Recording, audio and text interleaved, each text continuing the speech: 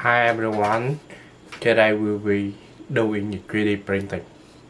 Look at it, the Pikachu right here.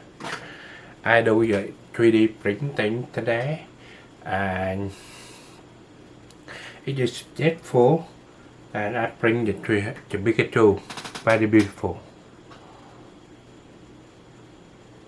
See?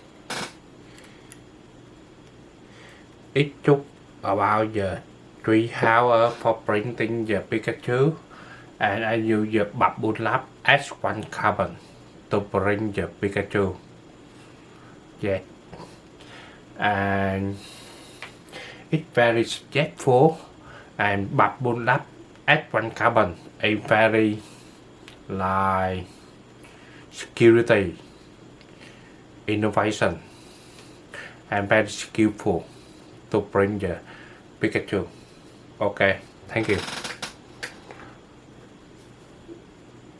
everyone.